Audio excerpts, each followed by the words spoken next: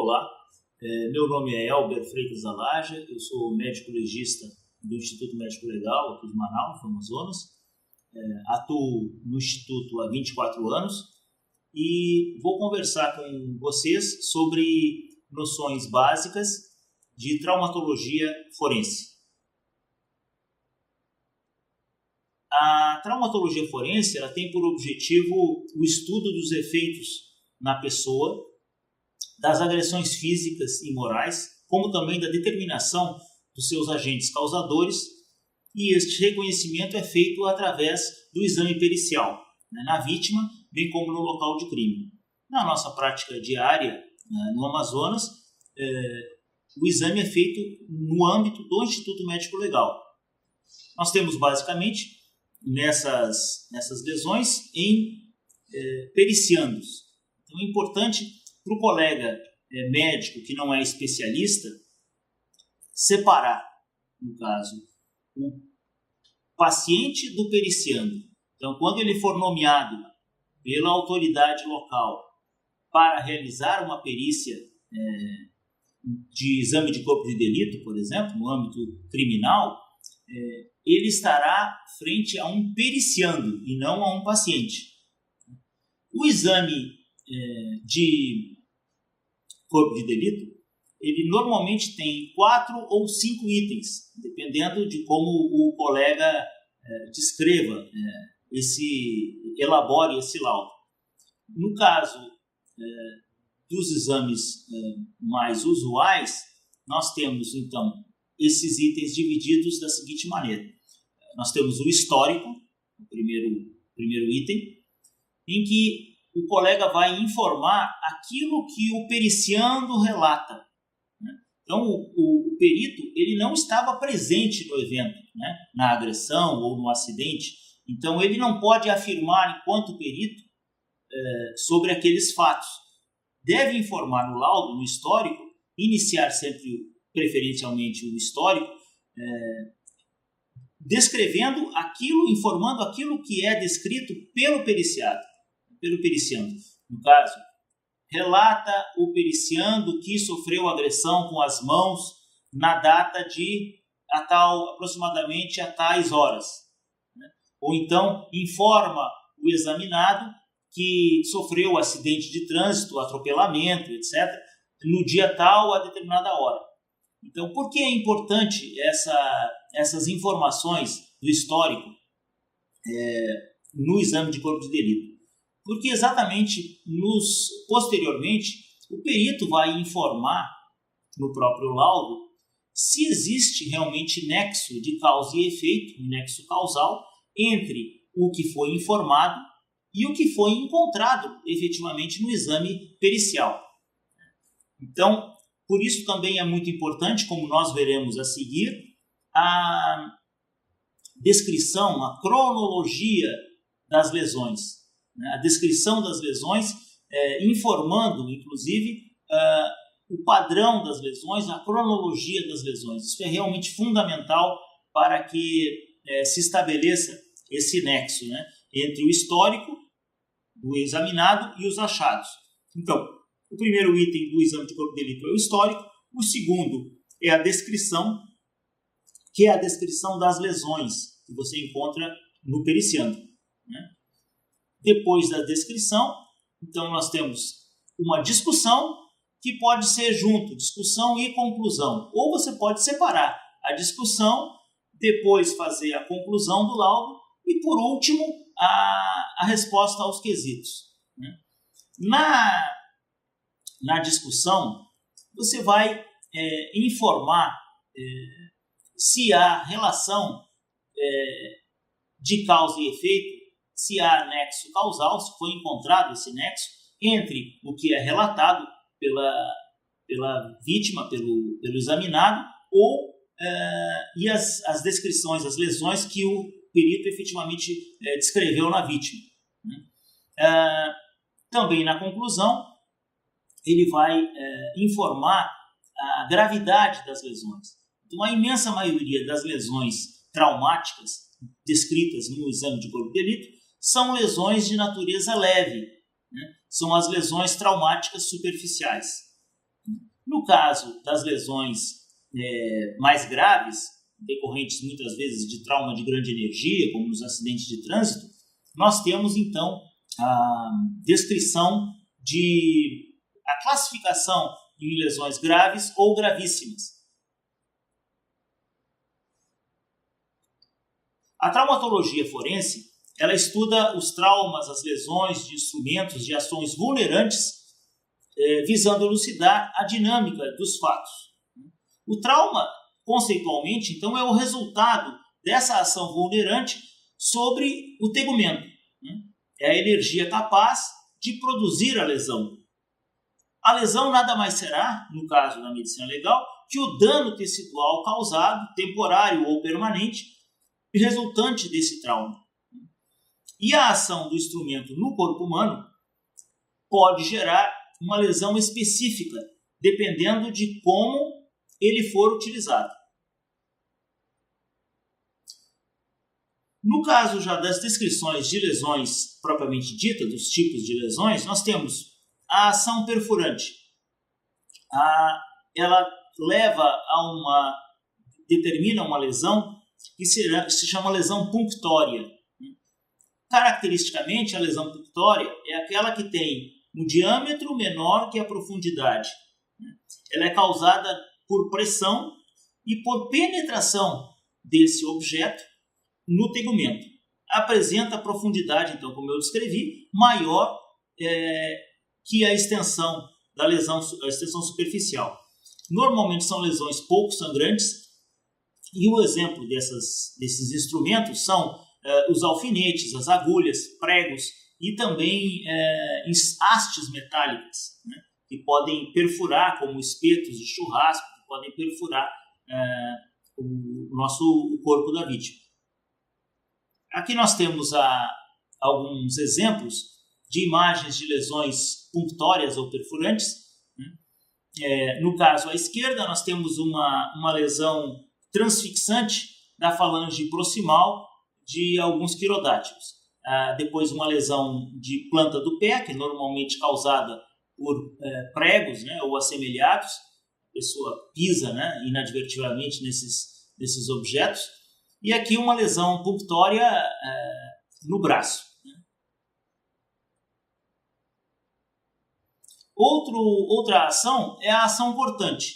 Então, o nome da lesão é a lesão incisa. A lesão incisa é uma lesão alongada, em linha, causada por um instrumento com gume ou com afiado, que apresenta normalmente uma extensão superficial maior que a própria profundidade. Ela apresenta normalmente uma cauda de entrada, que é onde o objeto exerce uma pressão um pouco maior, sobre a pele, e uma cauda de saída mais alongada e mais superficial, que é a de saída do objeto. Os exemplos desses objetos que causam esse tipo de lesão cortante são as navalhas, as giletes ou mesmo as facas bem afiadas, muito afiadas. Esse tipo de lesão cortante, em que o instrumento age mais por deslizamento, ele normalmente não causa muitos sinais inflamatórios locais. Então, há pouco edema, há pouca contusão, porque justamente o objeto tem muito gume e ele age mais por deslizamento. Aí nós temos algumas imagens esclarecedoras sobre o tipo de lesão, ação cortante. No caso dos instrumentos contundentes, que agem por contusão sobre o tegumento, sobre a pele, nós temos então as ações contundentes ou lesões contusas. Edema, entorse, escoriação, equimoses, os hematomas, as fraturas, luxações, etc. Essas ações contundentes nós vamos dividir, como veremos agora mais adiante, em lesões superficiais e lesões profundas. Então, esses instrumentos, eles agem muito mais por pressão sobre a pele, do indivíduo, né, do periciando, do que por qualquer outra forma, né? Então a gente tem exemplos como pedra, martelo, murros, né, socos, pontapés, cacetetes, ações de instrumentos como cabo de vassoura, pedaços de pau, porretes, etc. Ou mesmo para-choques, no caso de veículos, né? Então aqui nós temos um exemplo de ação contundente de lesões superficiais. À esquerda nós temos uma equimose, na imagem central uma escoriação e mais à direita uma lesão mais profunda, já atingindo inclusive planos musculares e plano músculo-tendíneo, né? Então, como eu havia falado, as lesões contusas nós podemos dividir em lesões superficiais, em que há integridade da pele, e as lesões mais profundas, sem a integridade da pele. No caso, aqui voltando às figuras, as equimoses, aquelas figuras ali à esquerda, os hematomas, são as rubefações, os eritemas, são lesões superficiais com a integridade da pele. No caso das escoriações já há uma solução de continuidade, mesmo que superficial, e a imagem da direita, que é uma lesão contusa profunda, a ruptura é maior ainda, né? No caso das lesões contusas superficiais, nós temos então a rubefação, que é uma vermelhidão devido à vasodilatação local, de onde ocorreu a pressão sobre a pele, né? No edema, o exemplo clássico seria um tapa de mão espalmada, né, sobre a face da vítima, né? Então vai haver essa rubefação, que pode ser transitória, inclusive. No edema traumático, ocorre um edema localizado devido ao aumento do líquido extracelular no extravasamento também pelo trauma, né, do local. As bossas linfáticas ou sanguíneas ocorrem por esse acúmulo desse líquido ou desse sangue acima do plano resistente e impermeável. Normalmente ocorre, então, por exemplo, na região frontal, em região onde há um anteparo ósseo subjacente, né, como no caso da tábua óssea. Os hematomas, então, conceitualmente, que a gente já conhece da medicina de uma maneira geral, é uma coleção sanguínea, né, um extravasamento de sangue que forma essa cavidade de uma determinada local, né, do corpo. A impressão cutânea é uma lesão causada normalmente pela impressão de dentes ou mesmo polpa de dedos e de unhas, né, de estigmas ungueais na pele. As lesões, dentre essas lesões contusas, nós temos também com integridade da pele as equimoses. As equimoses são derrames sanguíneos por ruptura de capilares superficiais.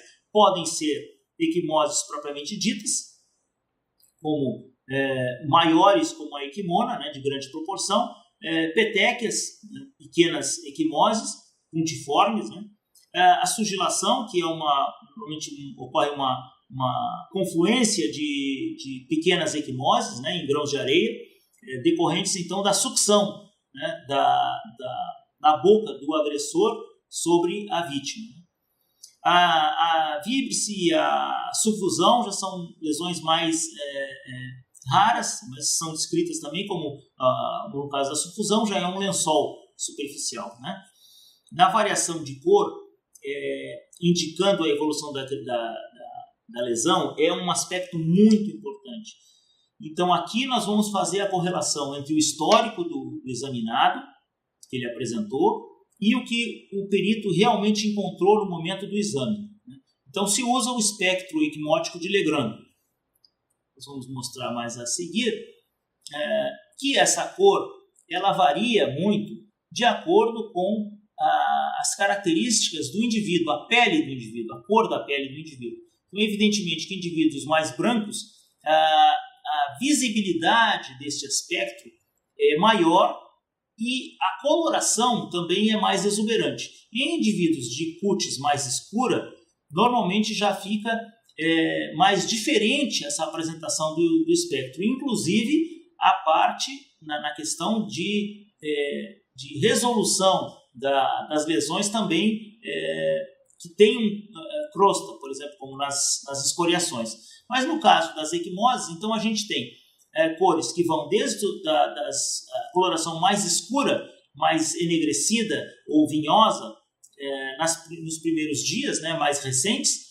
À medida que o tempo vai progredindo, que a evolução começa a haver uma absorção desse sangue extravasado e dessa linfa, né, a coloração também vai sofrendo modificações e vai se tornando azulada em torno de 3 dias, esverdeada em torno de 1 semana e amarelada até 2 semanas, né, até sofrer a resolução espontânea ou completa, né, a partir de 2 a 3 semanas. Mais exemplos, então, de lesões contusas superficiais com integridade da pele. Ali à esquerda nós temos a rubefação. A lesão central nós temos, então, um edema traumático, que se verifica ali um edema da pálpebra superior, uma edema e equimose do dorso nasal e da asa nasal esquerda, e também da região palpebral inferior, estendendo-se esse edema contuso até a região zigomática. No caso da direita, aparece aí a fotografia de um lutador profissional com uma bossa linfática na região superciliar temporal, superciliar direita, né, e uma bossa sanguínea, um blefarohematoma palpebral inferior à esquerda. Outros exemplos de imagens de lesões contusas superficiais são o hematoma, aqui mostrando à esquerda, no membro superior, e aqui nessa fotografia eu posso também trazer como um exemplo as lesões causadas por instrumentos alongados, tipo bastões, cacetetes, cabos de vassoura, etc., em que no local onde ocorre a contusão, né, a ação contusa do objeto, há uma impressão forte sobre a pele, naquele segmento, e o extravasamento de sangue se dá imediatamente para os tecidos laterais, onde ocorreu a contusão. Então, nesse caso, você tem um centro claro acompanhando o trajeto, a forma do objeto que causou a agressão, né? E imediatamente lateral a essa ação, duas equimoses paralelas, alongadas, né? Que acompanham então esse mesmo formato deste bastão, ou deste instrumento que causou essa agressão. Então, caracteristicamente, a descrição de uma lesão causada por um instrumento contundente semelhante a um bastão ou a um cacetete uma equimoses vinhosas paralelas com centro claro. No caso da direita, nós temos uma lesão característica de uma mordedura humana, né? Uma lesão circular com a impressão dos dentes.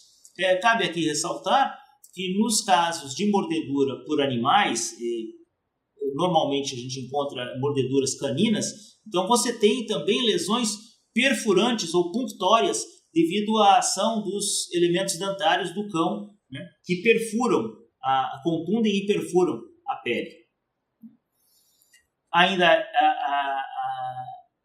exemplificando as lesões contusas superficiais, o espectro equimótico que nós já citamos lá atrás, o espectro de Legros, com as colorações mais escuras, mais recentes, e à direita as fases mais tardias, evolutivas, até quase o desaparecimento da lesão. Já aqui uma equimose escura, vinhosa à direita e mais amarelada, esverdeada à direita. Outro exemplo aqui de lesão superficial da pele, sobre a pele, é a escoriação ou erosão.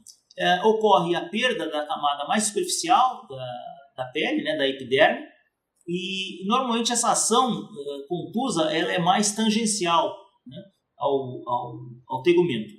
A crosta também ela depende muito da evolução, a característica da crosta. A crosta inicial é uma crosta úmida, é uma crosta serohemática, que tem também fibrina de permeio, né, como resultado do fenômeno inflamatório ou regenerativo, né, do trauma. Então, as lesões superficiais, as escoriações com pouco tempo de evolução, elas caracteristicamente vão ter essa crosta úmida, serohemática. À medida que o tempo vai passando, depois de 24, 48 horas, essa crosta já se torna seca, né?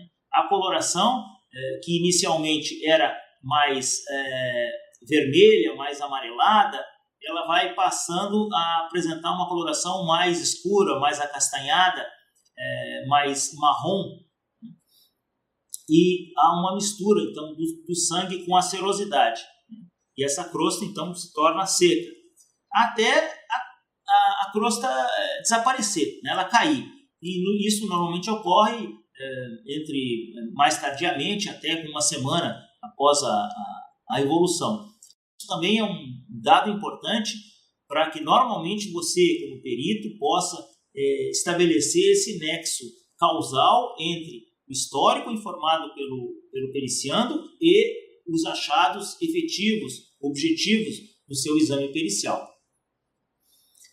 No caso das lesões contusas profundas, nós temos fraturas, né? Nós temos as fraturas podem acompanhar certamente aquela mesma classificação que você usa na ortopedia, né? Fraturas podem ser expostas ou fechadas, podem ser simples, complexas, cominutivas, né? Em galho verde, no exemplo de crianças, né? Pode ser transversa, oblíqua, longitudinal, ou em mapa mundi, no exemplo, por exemplo, de fraturas de calota craniana, né? Nós temos, além das fraturas, os entórcios ou luxações, que são lesões articulares, normalmente com rupturas tendíneas, rupturas musculares, rupturas de cápsula, que podem levar à impotência funcional, extravasamento de líquido, edema, impotência local, né? No caso de rupturas viscerais, nas lesões de grande energia, notadamente nos acidentes de trânsito ou em queda de altura, né? Você tem rupturas de baço, rupturas de alças intestinais, ruptura de diafragma, etc. No caso dos esmagamentos, há uma destruição parcial ou completa de um membro ou de um segmento do corpo. Aqui nessas imagens nós temos exemplos de lesões contusas profundas, né? Aqui uma fratura de antebraço, né? Uma fratura fechada, né? E à direita ali uma entorse em que há edema, equimose do local, né? Do maléolo lateral e face lateral do pé e do dorso do pé dessa periciando. Ainda exemplificando as lesões contusas profundas, nós temos as lesões com solução de continuidade do baço, né, as rupturas do baço, e nos esmagamentos, notadamente em acidentes de trânsito, acidentes de trabalho, e pode ter esmagamento de um membro, né, no caso aí é o pé, extremidade, né, inferior. As ações pérfuro-cortantes são caracteristicamente lesões causadas por pressão e deslizamento. Então, são exemplos o punhal, a peixeira, a faca. Né? A extensão da lesão ela é maior que a profundidade. Ela pode ter a cauda de entrada e de saída, ou pode ter também mais de uma cauda, dependendo do número de gumes desse objeto, né, que causou a lesão. Aqui nós temos alguns exemplos de ação pérfuro-cortante, ou seja, há uma pressão além do deslizamento, no caso da ferida incisa, que já foi abordada. Aqui acontece também, além da ação de corte, a a pressão que causa a perfuração do tecido.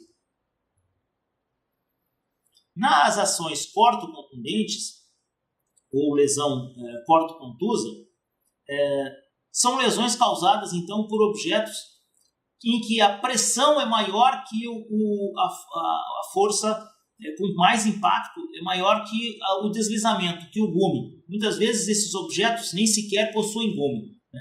Ou às vezes o gume é muito pobre, como nos casos de terçados, de foices, né? de facões, de maneira geral. As bordas, elas apresentam também sinais de contusão, então são mais exuberantes os fenômenos inflamatórios locais, como edema, extravasamento de sangue, de linfa, né? As escoriações também em torno da lesão, equimoses locais, como já citei, podem estar associados também à fratura, como nos casos de acidentes de trânsito, né? E dilaceração dos tecidos, né? São traumas de grande energia. O exemplo mais característico está à esquerda, naquela lesão ali de pavilhão auricular. Em relação às ações pérfuro-contundentes, nós não vamos descrever todas as características das lesões causadas por disparos de arma de fogo. Notadamente porque o nosso objetivo é descrever ferimentos no vivo, né, em que os colegas vão se deparar vão ter que descrever lesões em exames de corpo de delito, indivíduos vivos, né. Então, o que vai ocorrer normalmente são vítimas que vão ser examinadas, que apresentam lesões ou penetrantes ou transfixantes do corpo. Então, normalmente, essas lesões são causadas por arma de fogo, né? As características das lesões são causadas por instrumentos com extremidade mais ou menos romba, de alta força de impacto, que agem percutindo e perfurando, penetrando no tecido. O exemplo, então, dos projetis de arma de fogo à distância. Na lesão por disparo por arma de fogo à distância, nós temos dois orifícios normalmente, né? No caso das lesões penetrantes, nós temos apenas um orifício, que é o orifício de entrada, e o projetil vai estar normalmente localizado, alojado no interior do corpo, né, do periciando, e que pode ser esse projetil evidenciado através de um exame radiológico.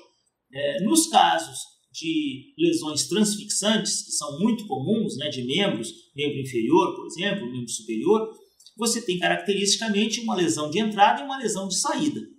A lesão de entrada, ela é muito importante que o perito procure descrever, consiga descrever essas lesões, porque isso vai realmente dar subsídios importantes para que ele possa estabelecer a trajetória do projetil, a incidência do projetil no corpo. Você tem então uma descrição de uma ferida transfixante, se o disparo ocorreu de frente para trás ou de trás para frente, da esquerda para a direita, de baixo para cima ou de cima para baixo. Então, todas essas informações devem ser informadas, relatadas no laudo pericial. Então, caracteristicamente, a lesão do orifício de entrada, ela tem bordas escoriadas e invertidas com halo de enxugamento ou a limpadura, que nada mais é do que o projetil de grande energia penetrando no tegumento, ele vai produzir ele vai sofrer uma limpeza, né, de todos os elementos que estão em torno desse projetil, fuligem, restos de pólvora, materiais em alta combustão, né, em alta temperatura, vão sofrer essa limpeza. Esse projetil vai sofrer essa limpeza quando entra em contato com o tegumento. Então, no orifício de entrada, você vai ter esses fenômenos bem visíveis justamente no interior do orifício, né?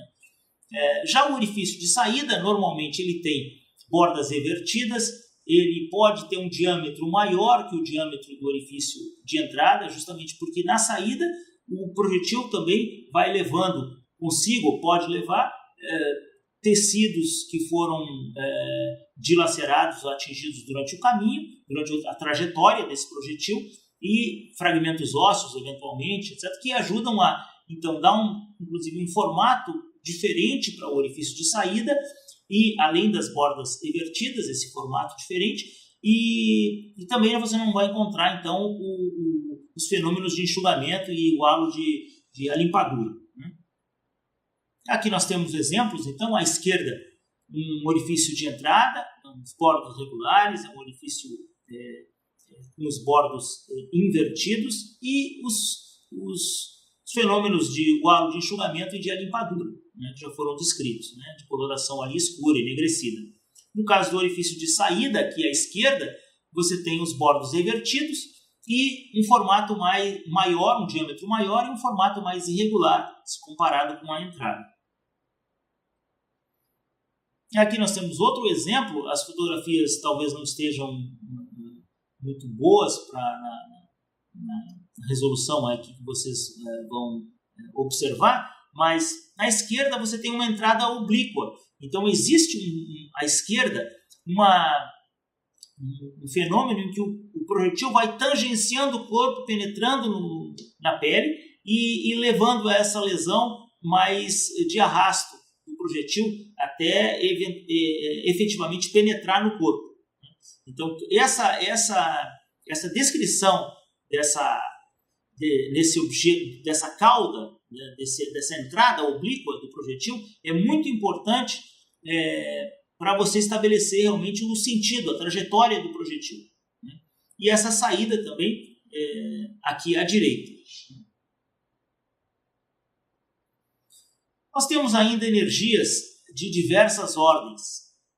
As termonoses são a ação do calor difuso sobre o corpo. O exemplo clássico é a insolação, aquela pessoa que vai num período de lazer, no final de semana, para a praia ou para algum balneário e se expõe excessivamente à radiação solar. Pode ocorrer, essa é no caso do calor natural, a insolação. No caso do calor artificial, nós temos a intermação. Então, é quando o indivíduo permanece confinado em um ambiente extremamente quente. Então, por exemplo, em crianças que são esquecidas, por exemplo, no interior de veículos, pode sofrer intermação. As queimaduras são lesões, então, localizadas, causadas pelo calor. Nós vamos ver mais à frente a geladura também, que é a mesma contraparte da queimadura causada pelo frio, pelo gelo. No caso da ação do calor, nós temos aquela classificação em 4 graus. A queimadura de primeiro grau normalmente atinge apenas a superfície, a epiderme, e não leva a lesões mais profundas. Então, causa só eritema e rubor local. No caso das queimaduras de segundo grau, você já tem um comprometimento da derme mais profunda ou dos tecidos moles. Então, você já tem a formação de flictenas ou bolhas. E no terceiro grau já é um processo em que ocorre a destruição muitas vezes da epiderme, já acontece a necrose dos tecidos moles, atingindo planos musculares, etc. E o quarto grau seria a carbonização, ou seja, a necrose completa, a combustão dos tecidos. Aqui nós temos exemplos de ações do calor. À esquerda, acima, a queimadura de primeiro grau, um eritema, rubefação. A foto central apresenta já a flictena, a queimadura de segundo grau. A queimadura de terceiro grau já demonstrada nessa figura à direita, com comprometimento de tecidos moles mais profundos. E o quarto grau, aí embaixo, seria a fotografia na porção inferior às extremidades da mão desse indivíduo já em necrose completa, em carbonização. Ainda em energias de diversas ordens, nós temos também o resfriamento ou hipotermia e a geladura, né? O resfriamento ou hipotermia é a ação do frio difuso sobre o corpo. E a geladura é a ação localizada do frio, né? É a contraparte da queimadura. Em primeiro grau, nós temos o eritema ou rubor. No segundo grau, já a formação de bolhas ou flictenas, exatamente como nas queimaduras. E terceiro grau, a gangrena completa dos tecidos ou necrose tecidual, né? Aqui nós temos um exemplo das imagens dessas geladuras, né? Aí com flictenas, depois com necrose e já a gangrena à direita. Ainda sobre energias variadas, nós temos os exemplos de eletropressão. A eletropressão é desencadeada pela eletricidade artificial, é a descarga elétrica não natural, né, que determina na entrada da corrente no corpo humano uma lesão característica que é a marca elétrica de Jelinek.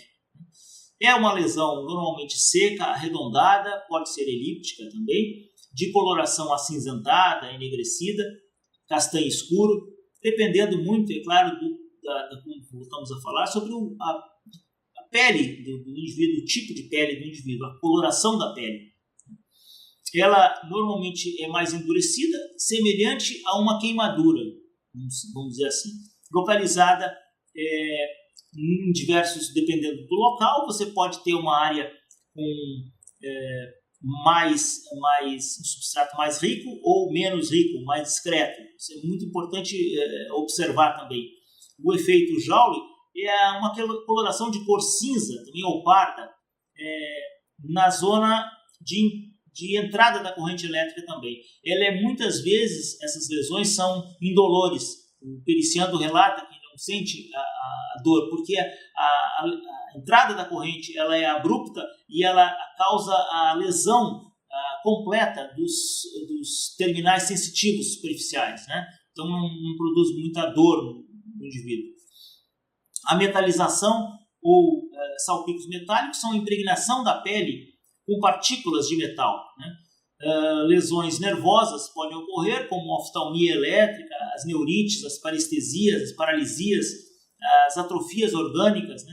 Lesões musculares e transtornos cardiológicos originados, então, dessa passagem da corrente elétrica no corpo. Nós temos aqui um exemplo de imagens de eletropressão, né? Uma lesão seca. No caso aqui, tanto à esquerda como à direita, você tem uma extremidade que evidencia o formato do objeto. No caso, parece ser um fio elétrico, né? Um fio alongado, um objeto alongado, em contato com a pele, produzindo essa lesão. Ainda sobre energias de diversas ordens, nós temos a eletrocução e a fulguração.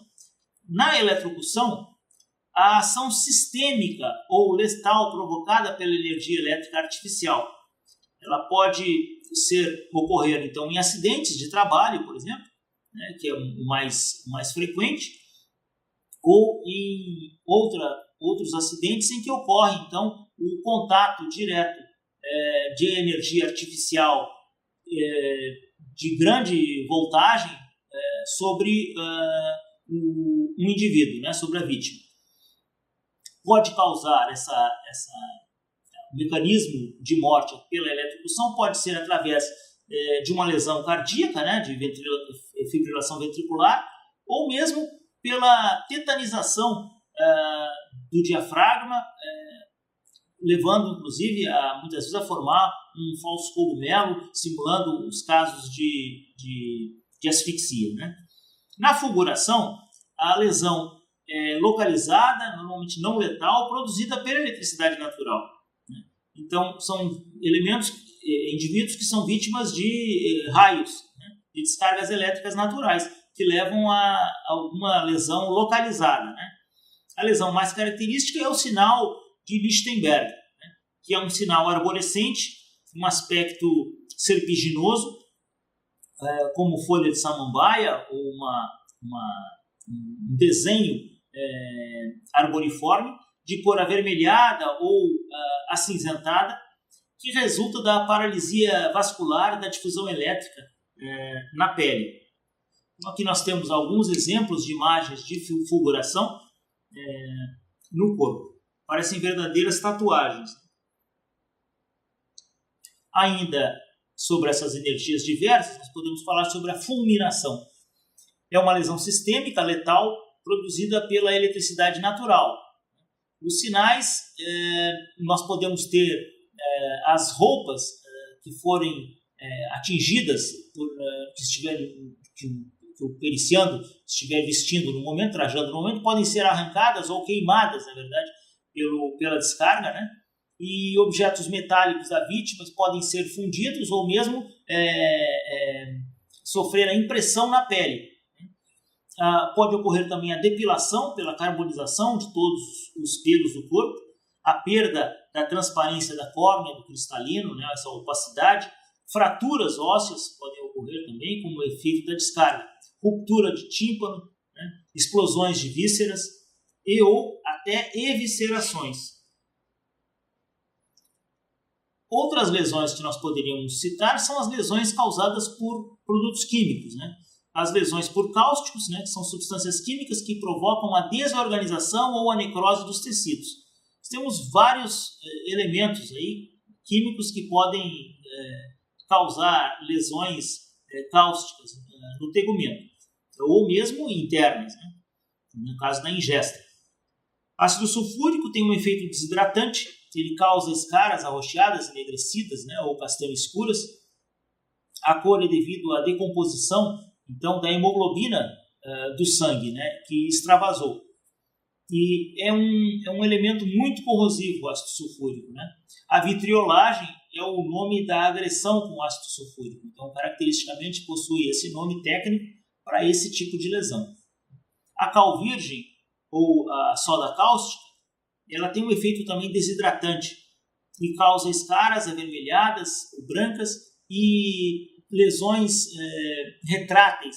Na tentativa do organismo de resolver a lesão, você pode ter fibrose, retração, uma substituição do tecido funcional do local por um tecido fibroso, né, não funcionante. Nos casos das ingestas de soda cáustica de indivíduos que buscam algumas vezes o suicídio e causam, na verdade, destruição, por exemplo, do esôfago, dos órgãos onde há o contato com esse elemento, né? O ácido clorídrico e o ácido nítrico são elementos que causam efeitos oxidantes, né, alterando as proteínas teciduais. Mais lesões por caules, mais elementos, vamos dizer, que causam lesão por cáustico seriam o ácido fênico, o ácido crômico, a soda cáustica em solução, que ele é mais fluidificante e causa lesão brancacentas, dependendo da concentração, na pele, no caso, né? Quando a pessoa que manuseia um produto desses sem o uso de um equipamento adequado de proteção da pele, então pode sofrer também essas lesões esbranquiçadas, né? O ácido acético, o amoníaco também tem um efeito fluidificante e causa essas escaras amolecidas ou úmidos, né, de coloração esbranquiçada também. Os sais de mercúrio, zinco, cobre e chumbo têm um efeito mais coagulante das proteínas em geral, né, e causam também lesões de coloração esbranquiçada ou brancacenta. Aqui nós temos uns exemplos, imagens de vitriolagem, né, em que o ácido sulfúrico foi arremessado, jogado contra a vítima, causando essas lesões extensas, com já, no caso nas fotografias, você pode ver já um espectro evolutivo que já ocorreu há mais tempo, né? E você já tem uma retração também e a substituição da pele normal, do tecido funcionante, por tecido não funcionante fibroso, né? E retrátil. Bom, eu acredito que era isso. Muito obrigado pela atenção. Espero ter contribuído com essas noções básicas de traumatologia forense. Importante, então, ressaltar, volto a informar, que no laudo você tem aquelas 4 ou 5 etapas do laudo que devem ser preenchidas, né, no laudo pericial, e que o perito deve, então, observar se existe realmente essa relação de causa e efeito entre o histórico apresentado, né, e as lesões que ele encontrou. A partir daí, ele pode elaborar a discussão do laudo, elaborar sua conclusão de forma clara, objetiva, sem muitos rodeios. O laudo deve ser o mais objetivo possível, né, o mais técnico possível, e respondendo os quesitos de forma clara e objetiva. Obrigado.